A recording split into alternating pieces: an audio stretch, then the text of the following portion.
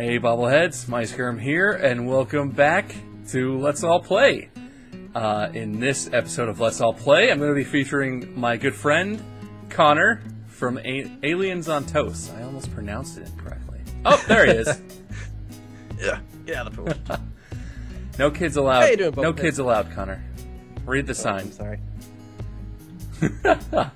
Yeah, so we're just chilling out here on Dan Genesis's pool deck. Dan Genesis's, and yeah, this is his adults-only porn pool, and probably remember this from last time, the open toilet in the living room situation, all that stuff. Connor might have no idea what I'm talking about. You'll see later. It's not a big deal. And the pool deck here's got just a great view of the Oh, wow. the palace of the bobbleheads, and it's beautiful. Or I'm gonna look this way though. So yeah, Connor from Aliens on Toast. It's just great over there. Yeah. Hey man, how's it going? Yeah, pretty good. Yourself? Not bad. Just marveling at my castle over there. That must have taken you hours, dude. Just so long. Yeah. No, let's go over here. So yeah, Connor from Aliens on Toast. Aliens on Toast is actually not your gaming channel. Would you say that's your main channel, the Aliens on Toast I would name? say, yeah. And it's an animation channel. There is Aliens on Toast Gaming, which, you can probably figure out what that is. But Connor's main gig that he's pretty awesome at is animation. I've actually been lucky enough to voice act for one of his animations, and I might be doing that again at some point later in the Bad Taste series. I'd have to say, it was beautiful voice acting, my friend. Beautiful. Considering that it was me in my bedroom with a Google Doc of the lines and just sort of making it up as I went. Didn't turn out too bad. I think it was pretty good.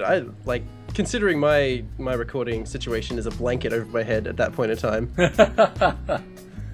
Wait, really? Just like a sound booth blanket? Literally a blanket. Just not even a professional blanket, just a blanket. Just some blankets. Yeah. It's actually a pretty good solution. I didn't think of that. I had no reverb reduction going on when I recorded that. Unfortunately, at the time I recorded it, it was summer over here in Australia, so I was sitting under a blanket in 40-degree heat. 40-degree heat. Yes, Good gravy. I'm going to sound really ignorant, but that doesn't mean very much to me. That's Celsius, right? That is Celsius. Celsius, Centigrade, yeah. So that would be whatever. 100 for you guys. Oh, holy crap. Okay, yeah, that's I think hot. it's 100. 40. My knowledge on Fahrenheit. All my American viewers are going to be like, 40-degree? What the hell? Is this guy from Antarctica? Good old Australia. Yeah, well, yeah, that's pretty hot then to be under a blanket for however long it took you to record. I don't know how long it took you, but to do that 25 seconds of audio, it took me a surprising amount of time. Oh, yeah, it does. Voice recording is hard, man. Yeah, especially when you have a horrible voice like mine that's all whiny. Yeah, actually, yeah, good point. Yeah, so that's the main damn, ouch. So that's the main channel over there, Aliens on Toast. Yep. Some cool animations. Yeah, and then the gaming channel. What sort of games do you play on your stuff? I saw Spelunky, and that's a pretty fun little side scroller, but what else do you have over there? Basically anything I'm finding fun at the time. I played a horror game, Haunted Memories, the other day, which I found out afterwards was not as fun as I thought it was going to be. But anything that kind of interests me, I just kind of put it up there to see if anybody else is interested. And that's pretty much the entire aim of my gaming channel. Yeah, well, and that's kind of how I pick games too. I mean, I'm going to have some new stuff. I guess it's going to be out already by the time this is out. But I played some FTL, and I played some Don't Starve recently, and it's just I tried to have a theme for what I was going to pick for games, and it's just sort of degenerated into well, this looks like fun. I'm gonna play this game. Whatever is. I mean, I guess those are probably done a lot on YouTube, but I try to pick things that I don't want to play Black Ops 2 and Oh yeah. Minecraft. I guess I do play Minecraft. No but- 360 no bobs. Yeah, 360 no scope headshots, 420 Blaze It Kush. Yep. It's my- With dubstep. So- Wow, wow. Someday I'm gonna release a video called that, and Yep. it might be hilarious, or it might be stupid. I guess we'll find out. It might be Find the out end together. of my skirm. So what the hell is this then? This, although it may not look like it at the moment, is Dungeon Kitty. Dungeon Kitty. Is that from like Adventure Time or something? Looks like an Adventure Sort of. Time character. Well, it's inspired by Adventure Time. It's not actually featured in an animation as of yet. So you bubbleheads over there, you were getting a sneak peek at an animation that has yet to come out. Super sneak So peek. this, yeah, super sneaky, dude. Super sneaky. But this little guy has been in production for 2 years, I think. Wow, really? It's been a while. Is it like a really long animation, or were you just refining like the concept and everything? Just refining. It's taken that freaking long. Well, I know how that is. Yeah. I have worked on things that I thought would come together really quickly, and still haven't. Yeah, it was in script stage in my final year of university, and it's still in script stage at the moment. But hoping to get it out in the next couple of months. That's the plan. Cool. So you started this in university. So you went to school for animation then? Yes, I did. I started out studying multimedia, and then through studying multimedia, I decided that I absolutely hate coding on computers. So through just luck, I found out that I really enjoy working with Flash, which at the time was my animation go-to program. And then I discovered an Australian animator by the name of Adam Phillips. I'm not sure if you might have seen some of his stuff. He does the Bitey series, which is some little like Celtic-looking animal thing which runs at like speeds of 100 k's an hour. It's crazy and it's awesome. But I found out that he does animation as a job, which was something I just never considered. And then I found out that the same uni did a course in animation, and I just signed up, and apparently got in. Seems to have worked out. Yeah, it was an interesting experience at the very least. Yeah. Well, that's cool. So 4 years for that. Yeah. That was a fun time. So are you just trying to make it like on your own as an animator then? Have you worked on any big projects or just your own stuff so far? Pretty much just my own stuff in animation wise. I've worked with a few like films for editing and some VFX, but nothing that anyone would have ever heard of. Those kind of films. super secret films. Lots of super secret stuff going on today. Totes indie films. But yeah, that's I think the only real big animation project that I ended up working on was my final animation for, I think it was my third year, which was, oh god, I can't even pronounce it, and I made the freaking film. What? Yeah, we decided, me and my co-worker who were working on it at the time, decided it would be a great idea to give the film a French title to make it sound pretentious and like it belonged at a film festival. So and French makes everything called cool, it- man. yeah, exactly. And we called it, I think it's pronounced Bar Voyageville. And that pretty much means Splat City. And it was about these two painters who end up getting called onto the same painting job to paint a city. And they end up competing against each other and wreaking havoc amongst the city. Kind of like a Wile E. Coyote type humor thing. I almost said bless you when you pronounced that name, but that sounds like a pretty fun concept. Is that on your YouTube channel, or is that not publicly available right now? No, it is publicly available. It's not on my YouTube channel though. We decided to release it on his, who was at the time a lot bigger on YouTube than I was. But I tables think- have turned. They have. The tables are mine. Oh shit! Oh yeah, I love doing that voice. I almost just tried to do that, but I don't have that kind of voice. I don't even know how I do it. I think it's like false vocal cords or something. That's cool. Yeah, well, Weird stuff. if you would send me a link to that, I would be glad to link that in the description Definitely. below. Everyone should check that out. That sounds pretty cool. And as a point of note, that was kind of the film that got me onto Markiplier as as a YouTube entity. Oh, really? Yeah, so that was kind of like I would have been working 5 days a week on that film. And to fill the time, I would go on YouTube just to find something to listen to. You just put Mark's soothing videos on in the background. Yeah. I think it was around that time that he did the crap. It's that zombie game on the PlayStation that was really good. Oh, The Last of Us, that one? Last of Us. Yeah, that one. I don't forget that name. Yeah, he was doing those videos at the time, and like after watching one episode of Last of Us, I was completely addicted to it. It was like watching a TV show. Yeah, well, that game is ridiculous. I think I even watched all of that playthrough. I watched some of Mark's videos, the really, really funny ones, but I've been friends with him for so long, I don't watch all of his videos anymore, but that series is amazing. If you haven't seen it, it's probably still out there, so it's worth checking out. But yeah, that's pretty cool. So that was my first forage into YouTube, really. So how did that, this might segue perfectly, did that lead you to do Aliens on Toast Gaming by any chance? Or what inspired the gaming channel? The gaming channel was actually just something to keep Aliens on Toast alive. Because at the time I was animating way too much to get out regular content. And I decided, hey, there's all these people that play video games on the internet and do it a lot.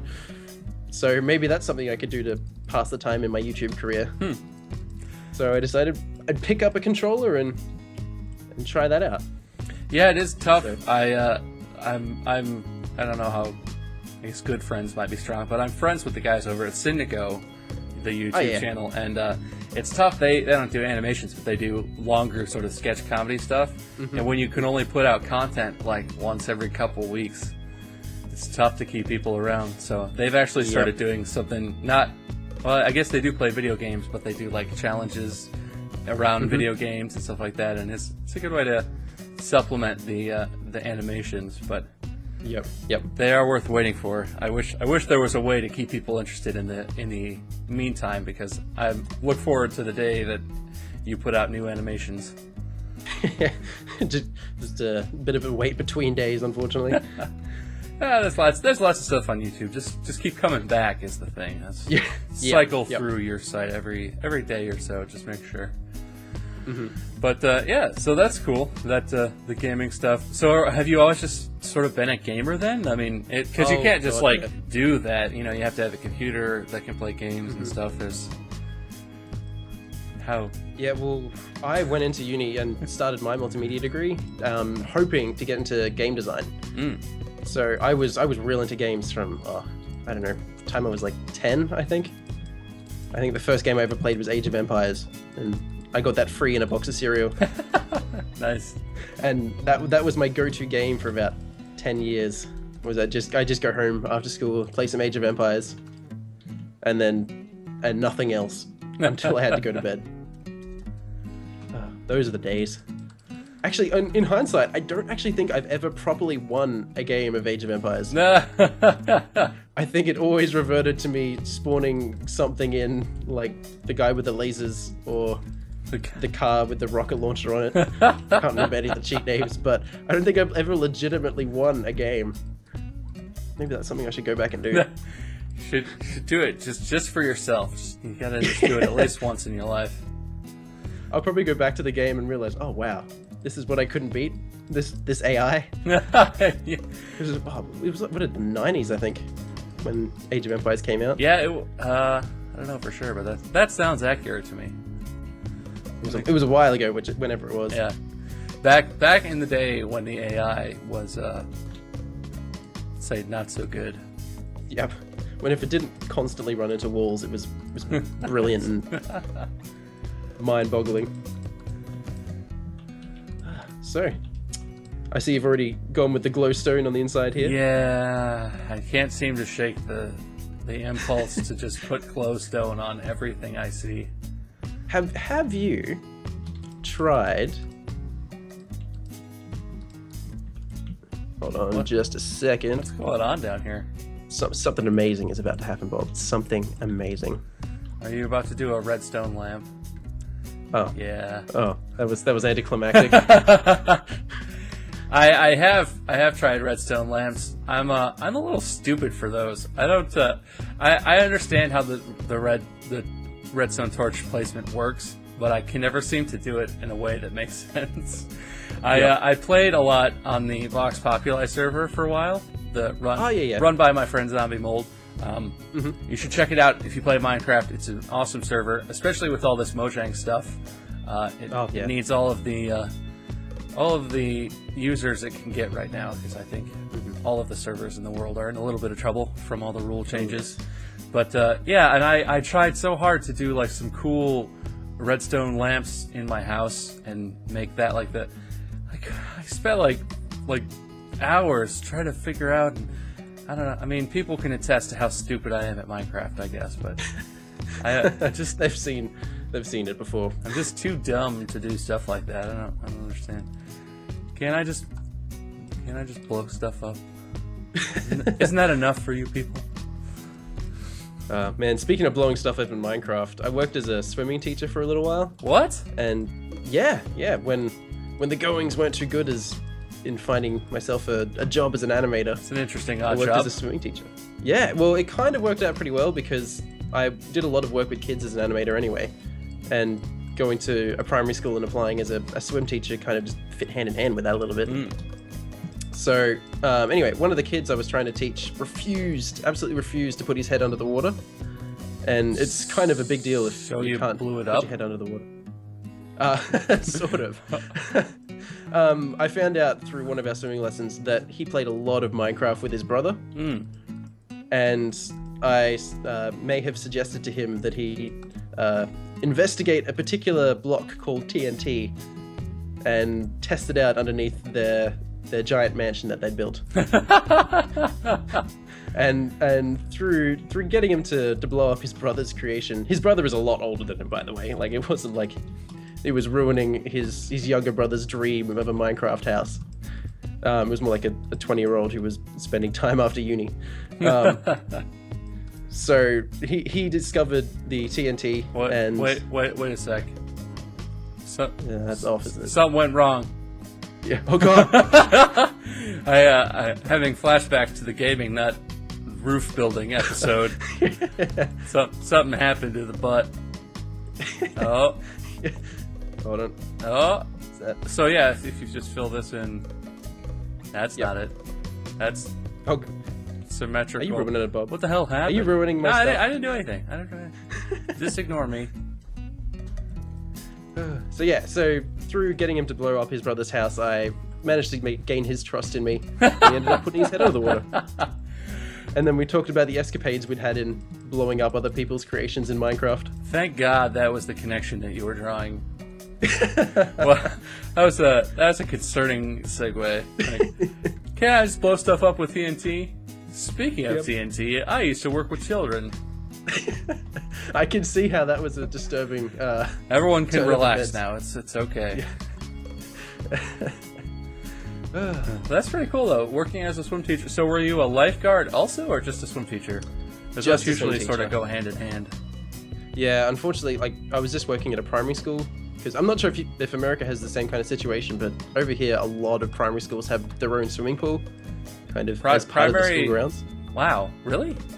Yeah. Yeah, no, I don't think that's as common here. In my experience, none of my primary elementary schools have had any sort of swimming pool or anything like that. Okay. Well, I think it might be a thing over here because there's so many places for people to swim that we teach our youngins to swim nice and early. Oh, that's cool. Because I think Australia has the highest amount of swimming pools in the world, I think. Really? I think it's one every 3 houses or something. Aren't there like oceans all around you guys? They're like. Oh yeah, is that not enough? Yeah, apparently not. We're addicted to swimming. I guess that's fair. I don't know. I guess it doesn't bother other people, but I hate salt water.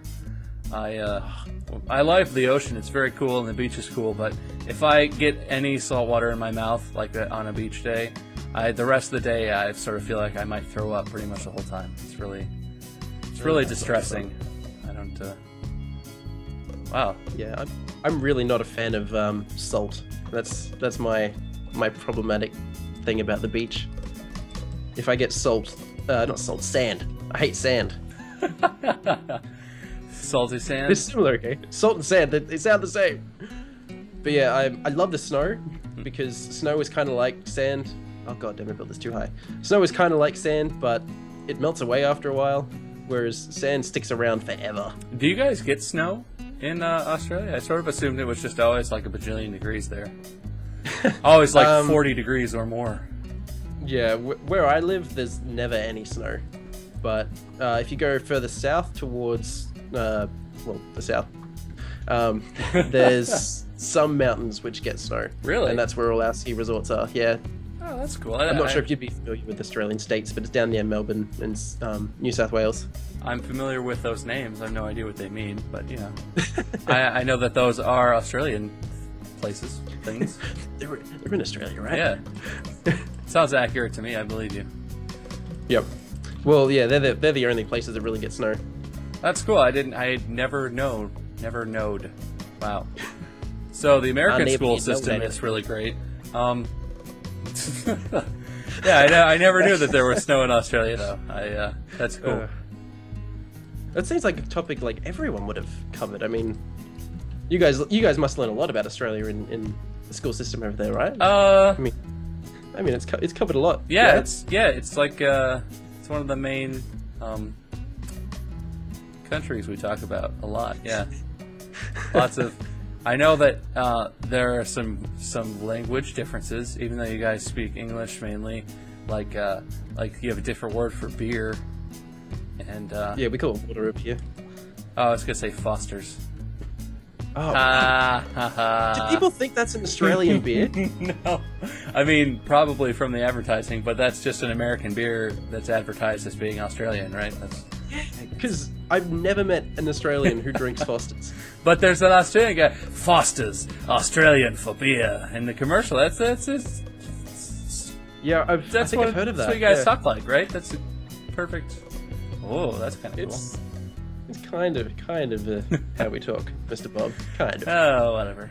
Yeah, no, I don't know too much about Australia, but I'm not too big into world geography, so I'm not exactly the American leading expert on other countries. Yep. Nope. Fair enough. I wouldn't be able to tell you anything about American history. So yeah. But yeah, common misconception is that every Australian says mate as well. And I think that's something that I keep getting asked a lot whenever I talk to someone who's not from Australia. And I think I've said it twice in my entire life. It's good that you keep track. It's obviously... Yep. I got the tally. It's written on my touchy subject, I can tell.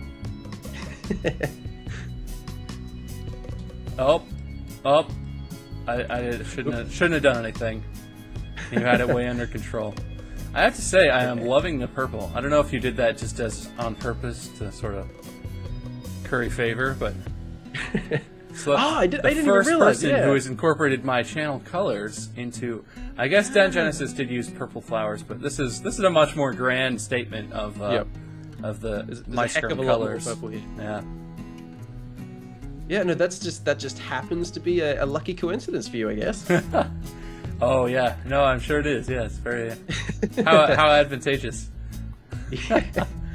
I have to say too, I appreciate your use of the completely ridiculous emerald blocks instead of green wool or anything reasonable. Do they have solid diamond blocks? Yes, they do. They do. we don't need this quartz blocks here. That's oh my gosh, that's my kind of Minecraft right there. That's perfect. There we go. See, if you just sell this statue now, you can upgrade your castle up there. I don't think it needs anything else. I mean, what more could I possibly? I don't know. I'm gonna keep looking at your statue. So I was gonna make suggestions, but maybe no. It just doesn't need anything. Okay, so got to do the interiors now. Oh, so this is going to be like a building people can enter into? Yeah, I guess so. So where's the door? Is that the? Thinking here. Is that the door? Because Yeah. it sort of looks like an asshole. Oh, it sort of looks like what? Sorry, Bob. I didn't quite catch that. It looks like a butt. Perfect. Oh no, it's dark in here. And someone should put some more glowstone. Okay. Oh, I did that backwards, son of a bitch. Oh, whatever. Said the glowstone bit in my own voice. No. People are gonna figure out my tricks. Someone should put some You glowstone. doing all the glowstone. Yeah, I thought it was just strangers on this server recommending glowstone. Yeah, all those other strangers that are in. The world has changed. Oh gosh. So the entrance is gonna be up the butt, huh? Oh my god.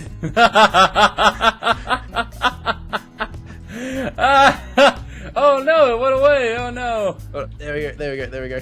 Okay. And that's how you get in. The butt waterfall. Yep.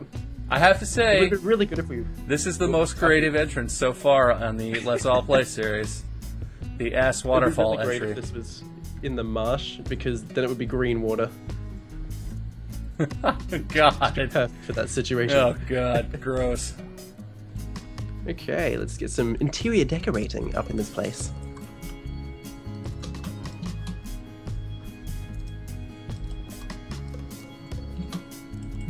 Hey look, I used the lamps, Oh, beautiful. Beautiful. It's perfect. Perfect placement too. right? I think yeah. I cannot do any better than that. Hey, don't patronize me. I almost just ruined everything. There we go. Go back on your. There you go. I'm gonna try and upgrade my. Oh crap! I just made a hole in it. Yeah. Well, I don't know if I can do. I don't know if I can. Oh no! I made another hole in it. Oh, god damn it, Bob. I have the tools. I can fix this. All right, I have an idea. That's the technology. Oh, son of everything is one block thick here. This is not gonna work. Holy Look, crap! I'm not an engineer, Bob, okay? I'm doing the best I can. Oh, okay, I have an idea. It's gonna be. I'm gonna have to add some stuff. Yeah. Everyone is gonna make fun of me so hard. I think this must be why I stuck with the glowstone originally. Because I knew if I tried to do anything more difficult or creative, it would instantly turn into me looking like a total idiot.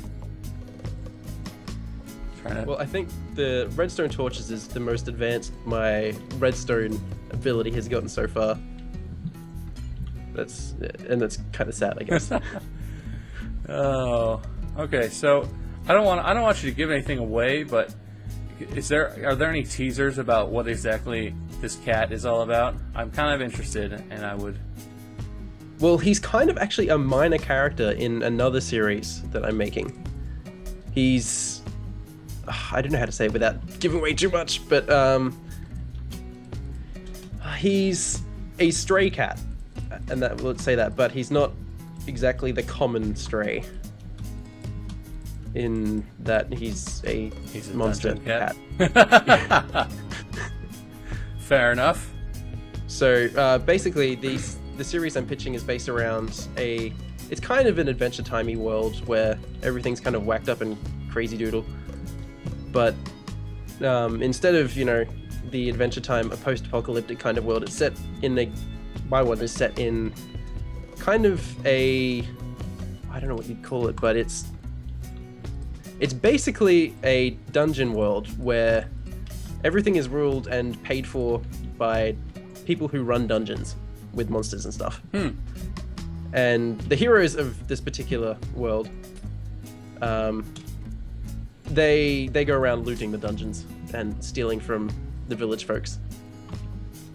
And this particular cat is spawned as a monster in one of these dungeons and ends up looting the dungeon and basically killing everything that this guy has invested in his dungeon. Nice. So it's like a whole thing. It's like a whole thought out series going on over there. Yeah, it's been going for a while. I guess that explains why it took so long to get fleshed out. Yeah. That's cool though. That'll be cool when that releases. Oh. So I'm hoping to release that soon-ish.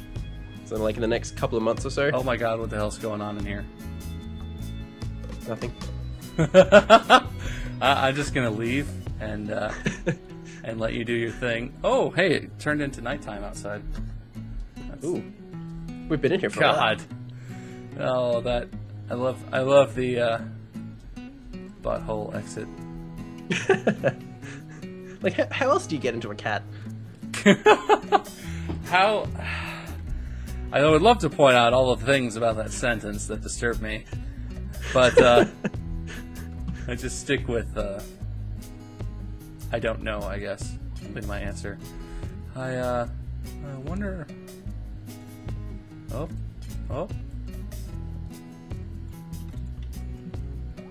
Yeah, that's not gonna work. Okay. I ruined everything. Cool. Looks like you fixed it. I don't have to throw swords at you. Well, now I don't know how to get this one lit up, though. I thought that it powered 2 away. I don't know. Is that... Yeah, that's a freaking hole in the ground. God dang it. God dang it. Stupid... Nah, whatever. I don't even have an insult. Oh, and it doesn't power around corners. Oh, man. Damn. Yeah, see, this is why I never try anything creative. Because this always happens, and I'm an idiot, and I don't understand how... Oh, that's cool. I don't understand how things work. So what exactly... What did you do in here? Nothing creepy. Hero Shrine? Oh, that's not Hero Shrine, is it? That's just Steve. Good old Steven. So I've got no idea what I'm doing with the interiors of this place at the moment. Well, I was thinking of making some kind of demonic shrine, but yeah, I mean, it's you get into it by climbing up a waterfall through a cat's asshole. So, what would be appropriate to exist inside such a building? That's the real question you gotta ask yourself. Oh god, just make it like the inside of a cat's body. Yeah. To anyone who enters, they immediately question why they decided to enter the cat. Have they introduced any kind of, like, parasites into the game? I don't think so. Oh, God. Oh, no. Is that orange? Oh, it's red. Okay. Oh. Yep. Why is it gotta be red? Now it looks like it's bloody out here. Well, what colors are your cat's interiors? I don't have cats. I don't know what cats do. I guess that looks like a butt.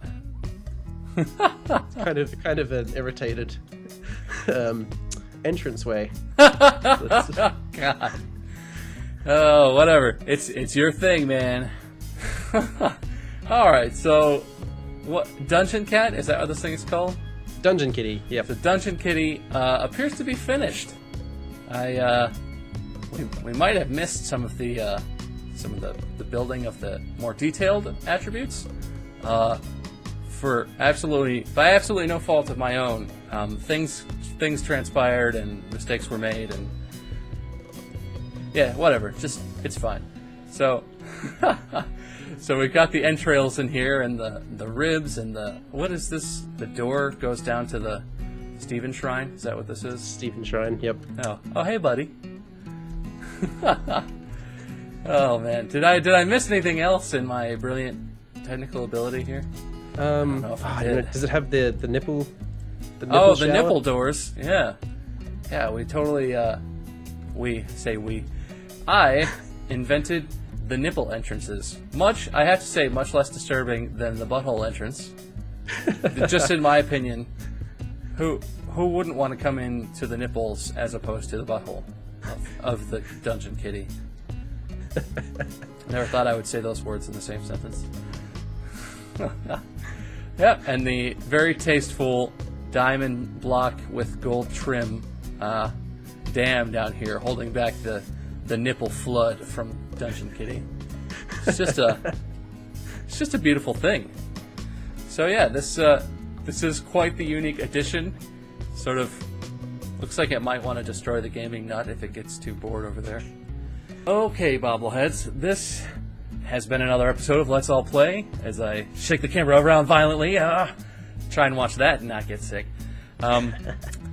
I've been hanging out with my friend Connor from Aliens on Toast, Aliens on Toast Gaming. Please check out the links in the description below to his channel, his gaming channel, his friend's channel, where that awesome sounding, hard to pronounce French animation is. All his other stuff. Subscribe to him on Twitter. His Twitter followers, I understand there's a difference. Please check out his stuff. He's a very talented animator and a pretty hilarious Let's Player. So yeah, this is Dungeon Kitty, right next door to the Gaming Nut. You can see, man, you can see almost everything from here. You can see Brandon's bungalow over there in the distance, and it's starting to turn into a little community here. And all watched very, very diligently and lovingly by my castle on the hill. And let's not look there for too long, shall we? I like how the fake marveling at it. Oh yeah, the castle. It's so tall. Bob, the castle. I see the castle. Yeah. Someday. Phallic-y. Someday there might be a whole actual castle there. You know what the real trick is? Maybe there is a castle and I just hollowed out that entire mountain and there's just a secret door. Wouldn't that be a hell of a thing? That's not the truth, though. It's really not. That's a lie. Alright, guys. Yeah, so this has been MiceGurm and Aliens on Toast.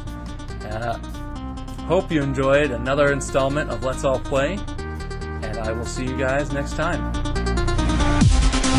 Bob's first game of Counter-Strike. First time I've ever Bob seen in. this happen. We're gonna bust his Salem theory. But here's the thing. Bob said that he used to play Mafia.